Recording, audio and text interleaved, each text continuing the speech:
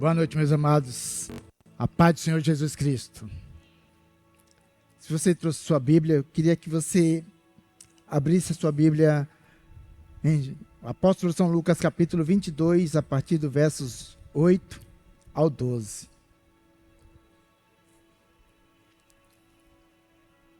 Aleluia. Glória a Deus. Amém? Diz assim: e mandou a Pedro e a João, dizendo: ide, preparai-nos a Páscoa para que a comamos. E eles lhes perguntaram: onde queres que a preparemos? E ele lhes disse: eis que, quando entrardes na cidade, encontrareis um homem levando um cântaro de água, segui-o até a casa em que ele entrar.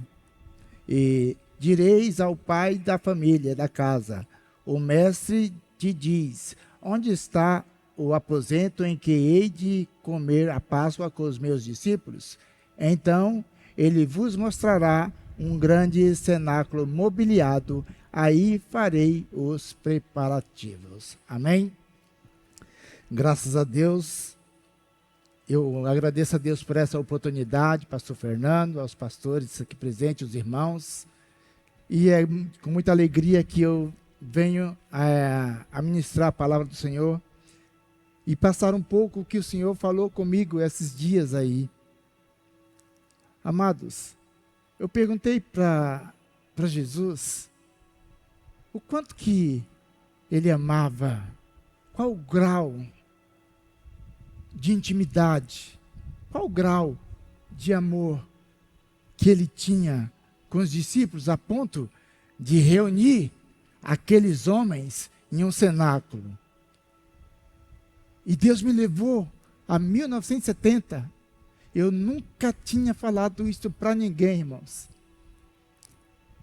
E Deus, Ele me levou naquele tempo onde eu tinha 7 anos de idade, e meu irmão, que hoje é pastor para a glória de Deus, o John, ele tinha 1 ano e meio. E nessa época, meu pai tinha separado da minha mãe, e eu e minha mãe e meu irmão, nós fomos morar de favor numa casa, casa de amigos. E nesse tempo, nós ficamos 2 anos morando, dormindo no chão, em cima de uma esteira. Nós comíamos depois que eles comiam. Eu era criança e eu lembro que eles comiam pastel recheado com banana, com canela e açúcar no café da manhã. Eu, porém, nós comíamos depois e nós comíamos só a massa frita. Isso é coisas que Deus vai desenrolando em nossas vidas. Porque quando Deus tem um propósito, nós passamos por coisas que nós não entendemos. Mas nós passamos cantando o hino da vitória, porque sabemos que Jesus, Ele sempre nos dá força para caminhar. E eu tinha, onde essa casa tinha um parquinho, e minha mãe deu banho na gente e colocou a gente no passeio, na calçada, porque nós tínhamos pedido para ela.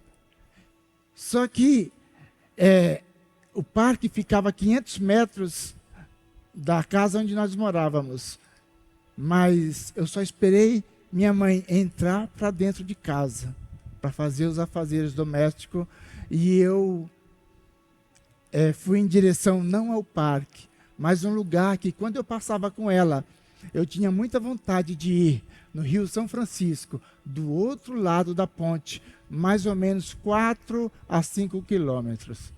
Eu fui com meu irmão, e eu passei para o lado de lá. Passei pela rodovia, pela ponte, e nós descemos um matagal, e o rio, ele é tipo tombo. Ele não vai afundando devagar, ele afunda de uma vez. E quando eu desci com meu irmão escorregando, eu segurando a mão dele, ele foi na frente, escorregando, caindo, e o pé dele ficou na beira da lama, e eu não conseguia segurar ele. E eu senti medo de perder meu irmão. Eu coloquei o corpo para trás e com todo o meu esforço, eu segurei nos matos, segurei na mão dele, até que eu coloquei o corpo para trás e saiu o pé dele. Não com sapato, nem com a meia, mas só o pé dele. E eu não quis saber de pé, de sapato, de meia. Eu fui, a força que eu tinha naquele momento, subi até a margem, até a rodovia. Então Jesus me mostrou que se eu, um amor filéu, um amor de irmão, eu daria minha vida pelo meu irmão, que dirá Jesus que tem um amor ágape.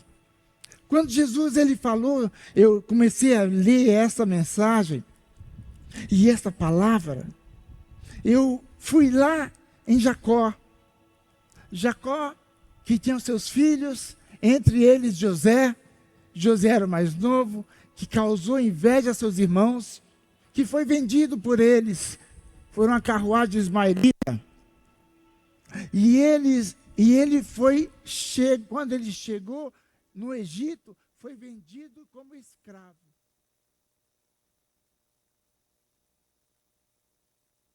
E Potifar gostou dele. Potifar era oficial do rei.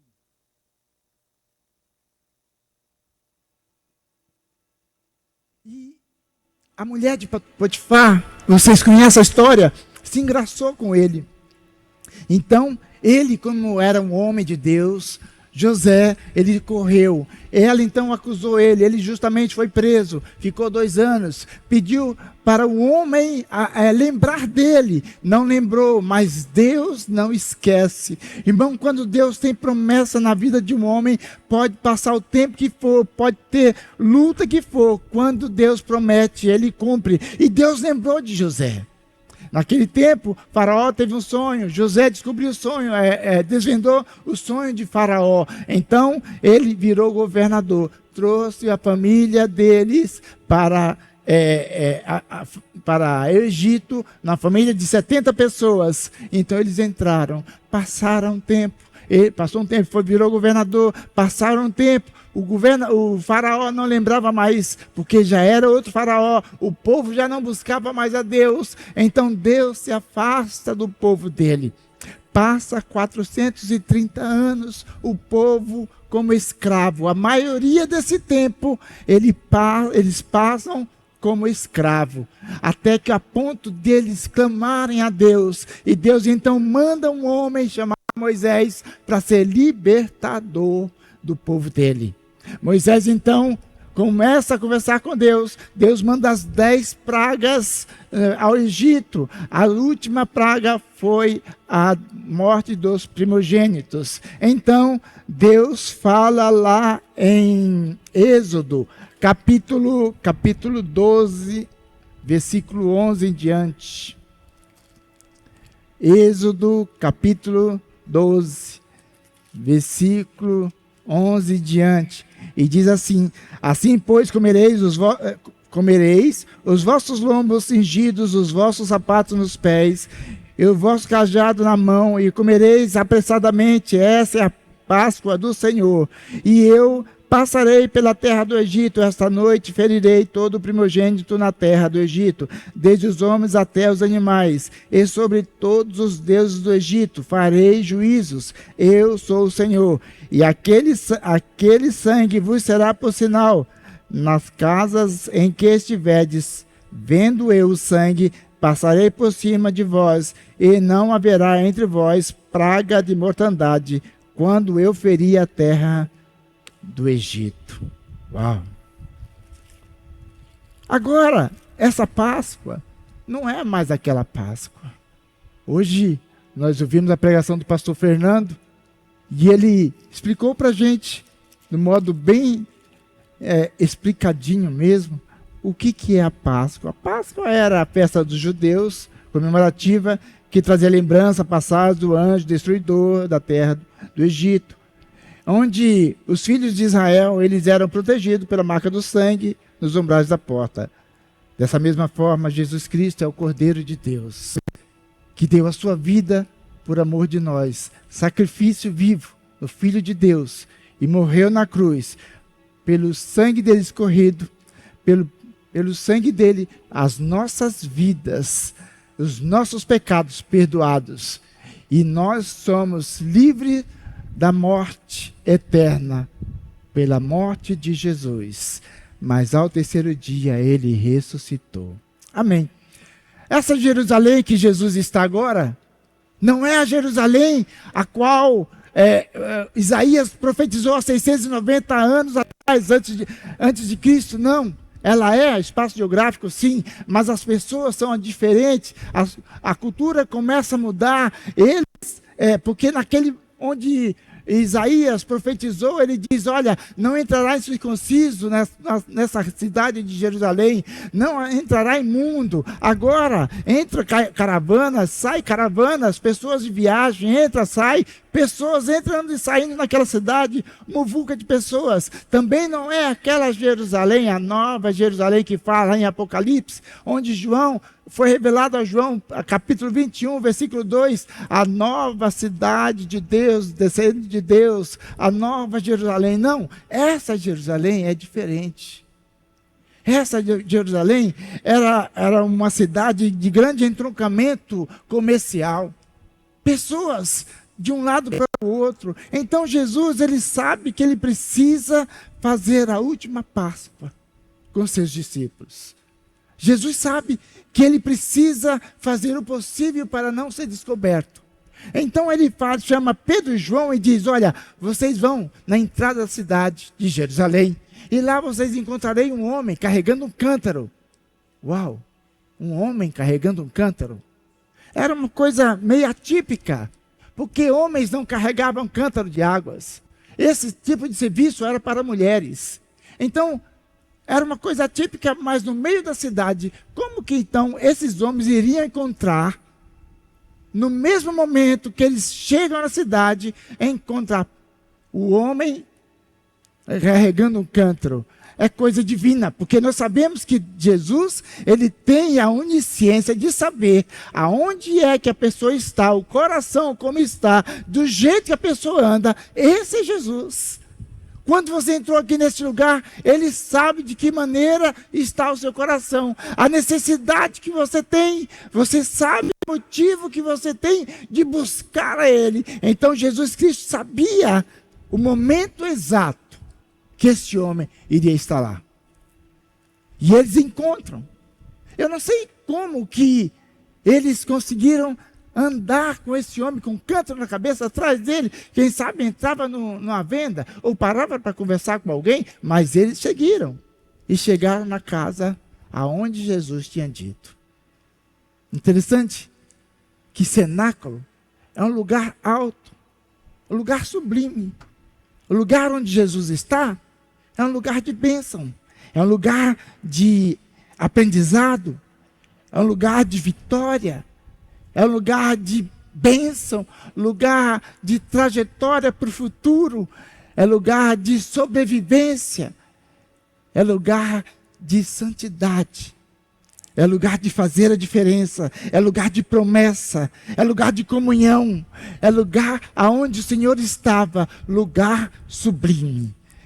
E esse homem, essa cidade, e tantas pessoas que estavam ali, as pessoas que chegavam ali, daí é aquelas pessoas, porque naquele tempo a maioria das pessoas não tinha como ter um poço particular.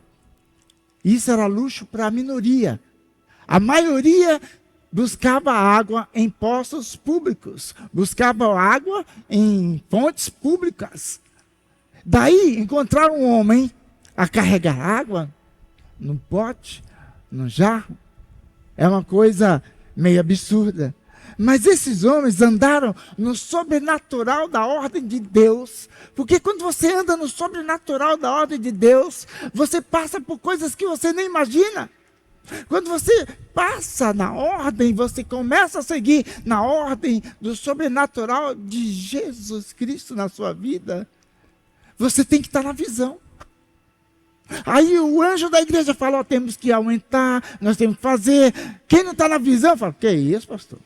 Se o senhor fizer isso, vai mexer com o time que está ganhando.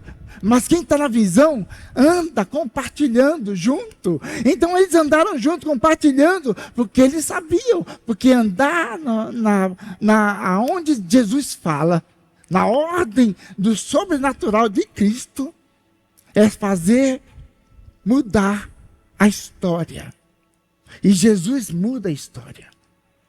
Jesus mudou a história daqueles homens. Mudou a história de uma mulher, a qual foi pega no ato de adultério. Porque eles tinham inveja de Jesus. E queriam pegar Jesus em algo, para poder matar Jesus.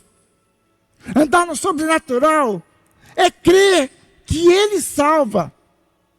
Aqueles homens tinham que achar alguma coisa para incriminar Jesus. Então eles acham um subterfúgio. Acharam uma mulher que foi pega em adultério. Engraçado que não trouxeram o homem, só a mulher. Eu não sei se ela adulterou sozinha, mas trouxeram a mulher. E eles quiseram levar ela até Jesus. Dizendo ele consigo, eles, ora, se eu levo ela até Jesus, ele vai incriminar, ele vai dar veredito, ela morre e a gente prende ele.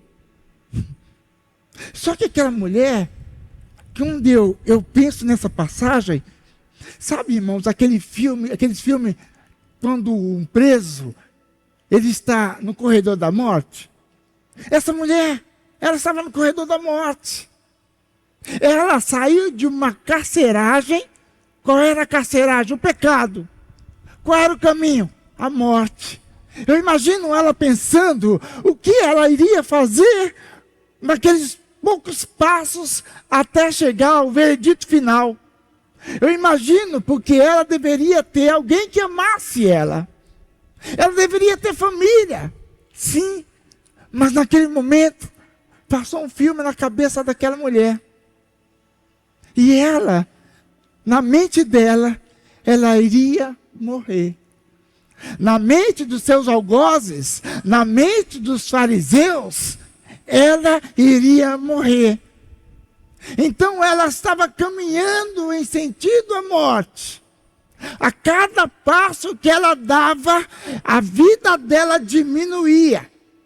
Interessante que essa mulher, ela sabia que ela ia morrer, e eu não sei o que ela achou forças, como ela achou forças para andar. Enquanto eles pensavam, vamos levar ela a caminho da morte, Jesus falava consigo mesmo, venha, porque o meu caminho é vida. Aleluia! O caminho de Jesus é vida, irmãos. Ele é o caminho, ele é a vida. Aquela mulher chega até Jesus carregada por aqueles homens, com um monte de homens com pedras na mão, a fim de apedrejá-la. E eles falam para Jesus, Senhor, essa mulher foi pega em ato de adultério. Na lei, Moisés diz que essas tais sejam apedrejadas. E tu, que dizes? Jesus continua escrevendo, irmãos.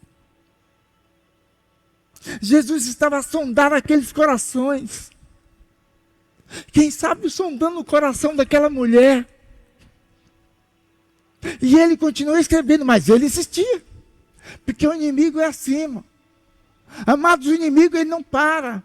Jesus foi tentado, mas continuamente também era tentado. Eu e você, nós vencemos a batalha, mas continuamos a batalhar, a orar, entrar na presença de Deus, e o inimigo começa a tentar. E eles tentaram, perguntaram para Jesus, Senhor, que diz? Então Jesus, conhecendo o coração deles, e Deus como Ele é, diz, quem não tem pecado, que atira a primeira pedra. Foram saindo dos mais velhos até os últimos. Não era essa a resposta que eles queriam. Muitas vezes o inimigo quer uma resposta que sai da tua boca. A resposta que ele quer é um coração nervoso, pecaminoso. Mas quando você conhece a palavra, você derrota o inimigo pela palavra. Essa mulher, ela ficou só ela e Jesus. E Jesus pergunta para ela: mulher, onde estão os teus acusadores? Não tem nenhum que ficou para te acusar? E ela diz: não, Senhor, ninguém. Então Jesus disse: nem eu. Vai e não peques mais. Jesus transforma vidas. Por que Jesus, ele tinha tanto amor, irmão, por esses discípulos? Porque Jesus sabia que ele seria o futuro de pregadores, de pessoas que iriam abrir igrejas, pessoas que iriam falar da palavra dele.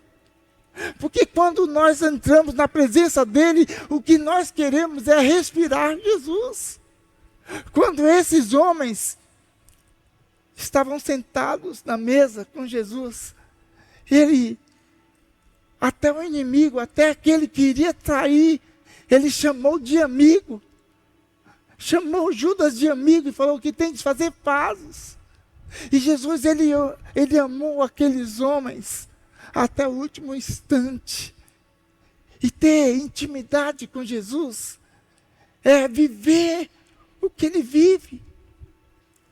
É entender que ele morreu e foi sacrificado e ao terceiro dia ressuscitado por nossas vidas. Porque você andar no caminho de Jesus, você entender o que ele fez, é você andar no caminho de Jesus, é você entender que ele fez isso por nós, não por ele. Quando ele fala que o caminho dele, a verdade e a vida, é vida. Porque teve custos. Celebrar a Páscoa deve ter tido custos. Mas João 6 fala daquele momento do monte, que Jesus vê aquela multidão e ele sente compaixão daquelas pessoas que ouviram a palavra. Eles estavam com fome. Jesus não queria despedir eles de barriga vazia. Então, Jesus chama Felipe. Felipe, onde nós vamos comprar pão? Senhor, 200 pães não seria o suficiente para cada um ter um pedaço. Mas Jesus estava fazendo isso, irmão, porque ele queria testar Felipe. E muitas vezes Jesus nos testa a nossa fidelidade, testa a nossa fé, testa a nossa comunhão, testa nosso andar, testa nosso pensamento, testa nosso coração, testa nossa fé com ele todos os dias. E ele testou. Jesus sabia que não ia dar, sabia, mas Jesus queria testar. E chama ele e pergunta, mas ele naquele momento foi reprovado. Mesmo assim, Jesus chama todos eles no dia da Páscoa. E aí Jesus, nessa parte aqui, Jesus ele providencia peixe e pão. Porque Jesus é um Deus de promessa, Deus de provisão, Deus de multiplicação. Talvez você tenha entrado aqui nesta noite pensando: Senhor, muitas são minhas dívidas, mas Ele é um Deus de provisão. Ele é um Deus que é de abastança. Quando Jesus ele entra nas nossas vidas, a cada momento ele testa nossas vidas, nossos atos, nossos pensamentos, nosso andar, nosso deitar, nosso falar.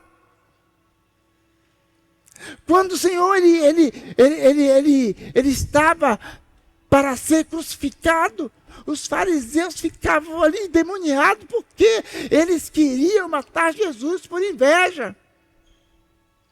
A ponto do hall ministerial deles lá, a conversa era Jesus.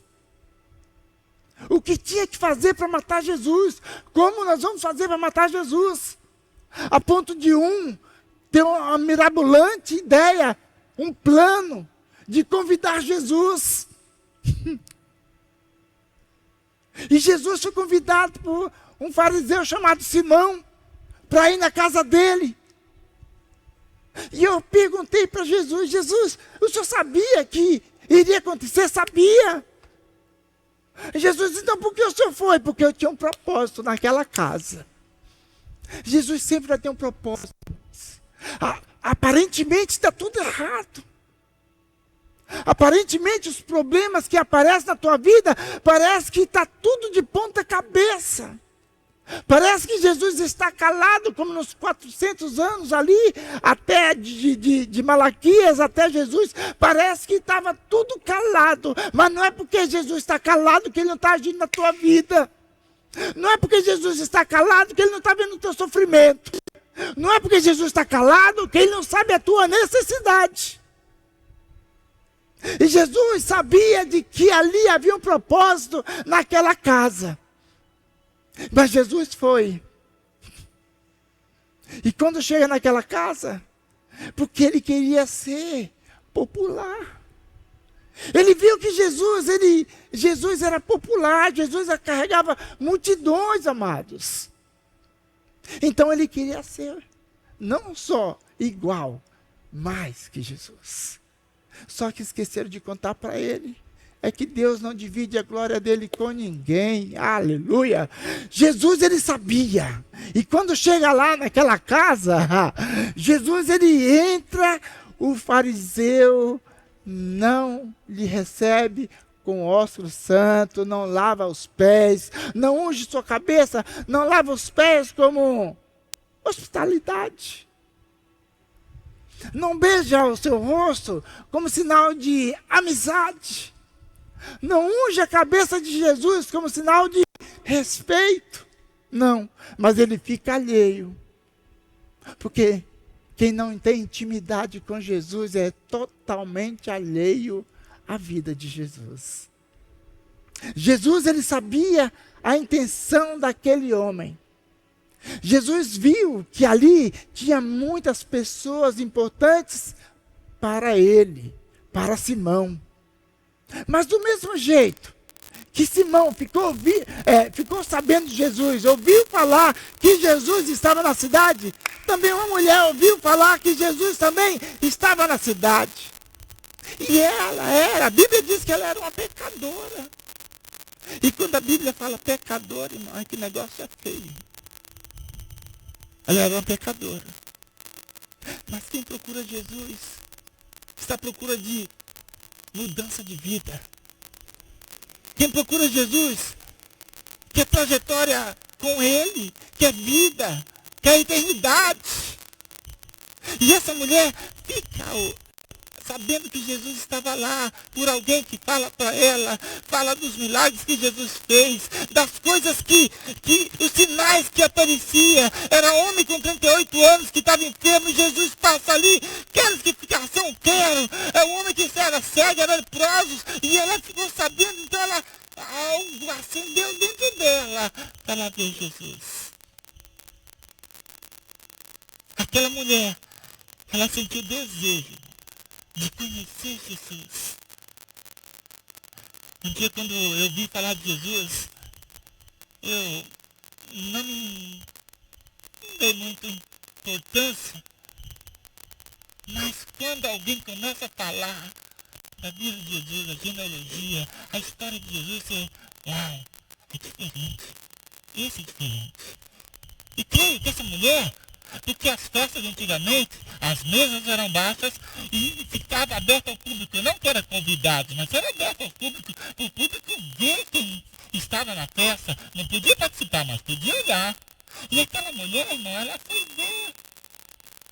Ela foi certificar-se que Jesus estava lá. Quando você entrou aqui, você se certificou que Jesus estava aqui. E antes de você chegar aqui, Jesus já estava nesse lugar. Aleluia. Aquela mulher olhou e viu Jesus. Ela não foi convidada por Simão. Mas aonde Jesus está, você não penetra. Aonde Jesus está, você tem entrada franca. Aonde Jesus está, a tua bênção está ali. Aonde Jesus está, você só sai dali com Ele, aleluia. Ela procurou o melhor lugar da festa. Porque o melhor lugar desse mundo é os pés de Jesus. Irmão, você pode escolher festas e festas, lugares e lugares. O melhor lugar da tua vida está nos pés do Mestre. E ela foi aos pés do Mestre. Quando ela tocou em Jesus, irmão, foi uma torneira. Começa a esvair a água dos olhos dela. Porque quem toca em Jesus Cristo jamais será a mesma pessoa de antes. Ela começa a chorar compulsivamente, a ponto de lavar os pés de Jesus, aleluia. E ela não levou toalha, então ela tinha que soltar os cabelos. Uma coisa, essa mulher, a mulher judia, ela não solta os cabelos em público. Ela não solta cabelo para ninguém, a não ser para o marido. Mas ela estava de frente do esposo. O esposo da noiva. E antes que você possa pensar, essa mulher, aquela lá que estava lá com Lázaro. Não. Aquela mulher que estava com Lázaro é Maria. Lá de outra cidade. Aquela Maria, ela ungiu a cabeça de Jesus. Essa mulher, aqui a pecadora, ungiu os pés. Aquela mulher estava na casa de Simão, o leproso. Essa aqui está na casa de Simão, o fariseu. Ah, meu Deus, como Jesus é maravilhoso. Aquela mulher tocou em Jesus e ela sentiu algo transformador de dentro dela. Porque é assim que eu me senti quando eu aceitei Jesus. Algo foi mudando a minha vida e eu não era mais o mesmo. As pessoas olhavam para mim. Quando você encontra uma pessoa que faz tempo que você não vê e você sabia que aquela pessoa é um homem desbocado e agora ele é diferente, porque Jesus transforma, irmãos. Jesus, ele muda nossas trajetórias. Ele muda a vida. Ele mudou a vida dessa mulher. Quando ela tocou nele, ela começa a chorar. E ela tinha levado algo de precioso, de grande valor para Jesus. Ela levou algo e ela tinha que quebrantar, ela tinha que quebrar. Ela levou algo, ela levou um vaso de nardo puro. E ela quebrou, mas o que eles não sabiam, que nenhum daqueles homens levou de especial, de valioso, ela levou. E antes que você pense que foi o vaso, foi o coração dela. Porque a palavra de Deus diz que Deus não resiste a um coração quebrantado. Um coração contrito e quebrantado, esse ele não desprezará. Talvez você tenha entrado aqui com o coração quebrantado, precisando de algo pela parte de Jesus Cristo. Saiba que Ele está aqui para te ouvir. Aleluia. Jesus sabe das nossas necessidades. Ele sabe como esses homens aqui, lá nos cenáculos, estavam. Ele sabe como esses homens aqui estavam amedrontados pelas palavras, porque Jesus estava dando a entender que ele iria ser morto. Jesus iria ser morto, mas ao terceiro dia iria ressuscitar. Sabe, meus amados, uma coisa que eu e você, nós temos, que Noé não teve com todos os dias de vida dele aqui na terra. Com toda a coragem que Davi tinha, ele não tem o que eu e você tem. Com todos os dias que Matusalém teve aqui na terra, não tem o que eu e você tem. Com todas as coisas que Salomão sabia, Salomão foi um homem sábio, mas com toda a sabedoria de Salomão, ele não teve o que eu e você tem, a moradia do Espírito Santo dentro de você. Jesus, ele diz, eu vou para o Pai, mas eu vou rogar ao Pai que envie o Consolador. O Espírito Santo mora dentro de você. Meus amados, eu fico a imaginar, e eu oro a Deus, porque Salomão, quando ele assumiu o trono de Deus, Deus fala com ele, pede o que você quer, Salomão. E ele pediu dinheiro? Riquezas? Não. Pediu poder? Não. Pediu sabedoria. Assim como esse tempo de Jesus também, o povo naquela época. Por isso que Deus fala assim, em 2º livro de Crônicas, capítulo 7, versículo 14, se meu povo que se chama pelo meu nome, se humilhar e orar e buscar minha face, e se converter dos seus maus caminhos, então eu ouvirei do céu, perdoarei os seus pecados de dentro para fora. A cura é de dentro para fora. E sararei a sua terra. Estarão abertos meus olhos para esse lugar, estarão abertos meus olhos, e os meus ouvidos atentos à oração deste lugar. Salomão, ele diz assim, no livro que ele escreve, ele diz assim, olha, Deus falando, pela boca dele, escrevendo, em todo tempo, não é em hoje sim, amanhã não. Hoje eu estou bem, é Santa Ceia, essa semana eu vou ter que arrasar. Não, irmão, é em todo tempo. Sejam brancas suas vestes, e não falte óleo na tua cabeça. Irmãos, todos os dias, eu oro a Deus, para que quando Jesus vier, pastor, ele encontre o cenáculo mobiliado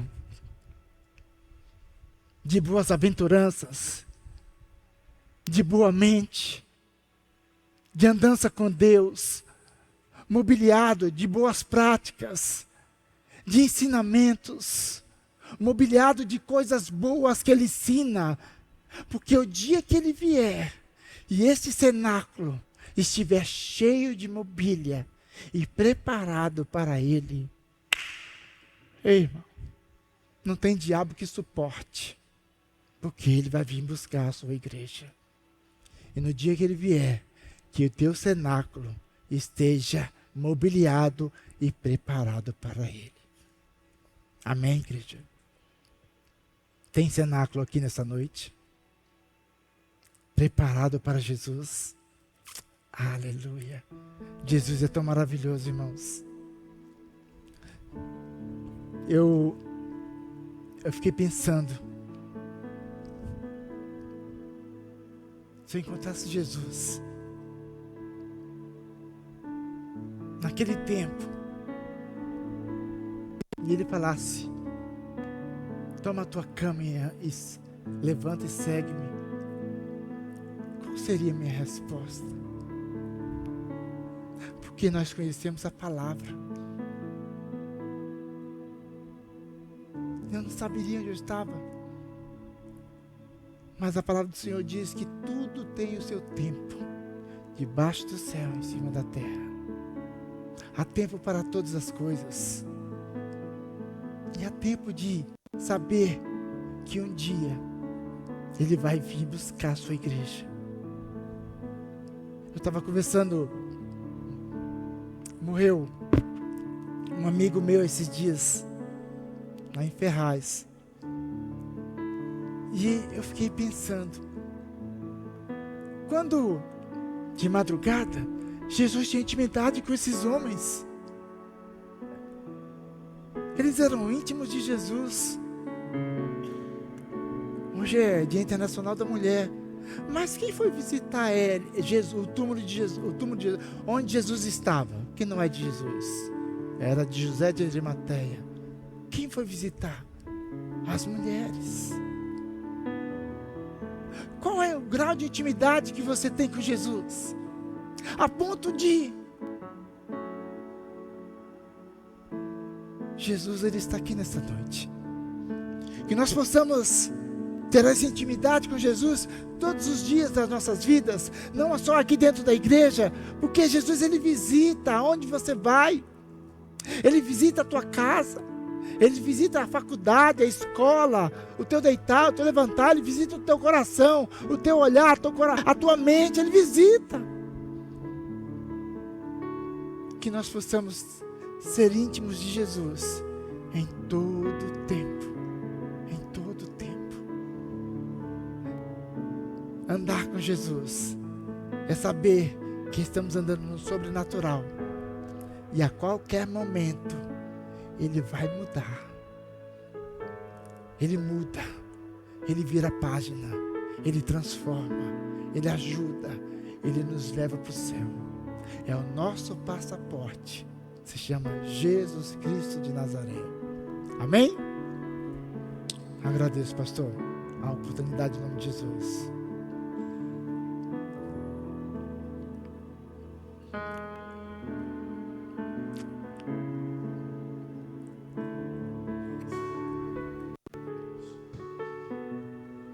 Os discípulos sabiam que onde 2 ou 3 estivessem, ali estaria Jesus. Jesus, verdade, Pai.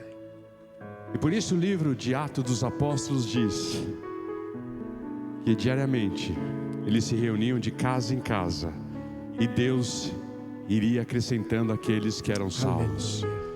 Enquanto o pastor Figueiredo estava pregando, eu me lembrei desta realidade. Sabe por que os discípulos se reuniam todos os dias de casa em casa? Porque eles queriam a presença de Jesus. Aleluia. Todos os dias. Porque eles sabiam que onde 2 ou 3 estivessem, ali Jesus estaria. E na noite de hoje, você faça questão da presença de Jesus, como dito, que traz vida, que liberta, que salva. Por isso eu quero orar com você e quero pedir que o pastor Figueiredo faça essa oração. Sim, Senhor. Feche seus olhos, ore conosco. Senhor, faça questão da presença dEle. Obrigado por esse momento, Pai, estar na Tua presença. Porque a Tua palavra não mente. Como o pastor Fernando disse, que está escrito na Tua palavra, Pai. Onde 2 ou mais estiverem falando em meu nome, ali eu se faço presente. Obrigado, Pai, por este lugar, essa casa de oração. Obrigado, Pai, por essas vidas que saíram das suas casas para ouvir a Tua palavra.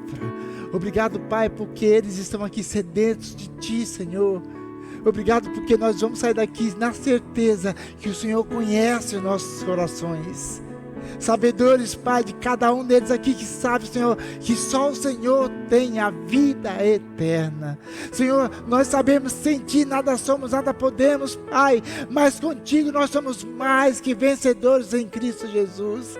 Senhor, meu Deus, é saber que quando o Senhor atravessa para o outro lado, ainda que venha a tempestade, o Senhor tem a direção, o lado certo, o tempo certo, a cronometragem certa, a fundura certa, a largueza certa. O Senhor sabe, Senhor, e as tempestades da vida não vão impedir o agir do Senhor em nossas vidas. Por isso eu te agradeço, Pai, que ainda que venham tempestades, eu creio que o Senhor está no nosso barco. Obrigado, Pai, por esta noite. Nos leva de volta para os nossos lares, Senhor. Nos livra de todo mal, Senhor. Nos dá uma semana de paz, de alegria, de regozijo na Tua presença. Sim. Que nós possamos, Senhor, sentir a Tua presença todos os dias até a Tua vinda, Senhor. Sim. Muito obrigado, Pai, por este lugar. É o que eu te oro e te agradeço em nome de Jesus Cristo. Enquanto você continua orando, quem sabe nós temos pessoas aqui que ainda não conhecem Jesus nessa proporção, nesse nível. E ainda não tem uma intimidade profunda com Ele. Quem sabe na noite de hoje você precisa entregar os seus dias aos cuidados de Jesus. Entregar sua vida, seu futuro, suas ansiedades aos cuidados de Jesus. Por isso eu quero fazer este convite. Estamos vivendo o caminho da Páscoa. E a Páscoa é a libertação dos nossos pecados. Deus quer libertar você na noite de hoje, de uma vida em que você tem tentado viver do seu jeito. Tente viver do jeito de Jesus. Se não der certo, você volta a viver a vida do seu jeito. Mas se você está cansado a viver a sua vida do seu jeito, dá uma oportunidade para viver do jeito de Jesus. Por isso, se você está aqui, Deus está falando ao seu coração, e você sente a necessidade de um relacionamento íntimo, profundo, pessoal, intransferível com Jesus, fique em pé nesse santuário, porque eu quero orar por você neste momento. Há alguém na noite de hoje que gostaria desse Cristo invadindo o seu coração e mudando a sua história? Fique em pé. Eu quero orar por você, quero orar com você na noite de hoje. Há alguém? É só ficar em pé. Talvez você esteja do lado de alguém que conhece a história dele melhor do que eu, e que você possa dizer: você quer que eu te ajude? Quer que eu fique em pé com você? Vamos juntos? Pergunte para a pessoa se ela não quer se levantar, e você ajuda ela, você ajuda ele. Há alguém que queira na noite de hoje render-se a Jesus e ter intimidade com Ele? Deus abençoe. Quem mais? Só ficar em pé. Há mais alguém? Fique em pé onde você estiver, que eu quero orar com você e quero orar por você. Há mais alguém? Fique em pé. Eu quero orar por você nessa hora. Paizinho querido, nós te bendizemos por esta hora e te agradecemos por esta vida querida, preciosa, que precisa tanto da sua intervenção. Que teu abraço alcance, que a tua graça cure, que nós possamos sempre nos lembrar e viver nesta semana a certeza de que não estamos sozinhos e que o Senhor é o nosso grande amigo e aliado nesta vida. Abençoa-nos com teu poder, sustenta-nos com a tua graça, é o que eu te peço, e assim eu oro, em nome de Jesus, dizendo amém e amém. Vamos ficar em pé, igreja.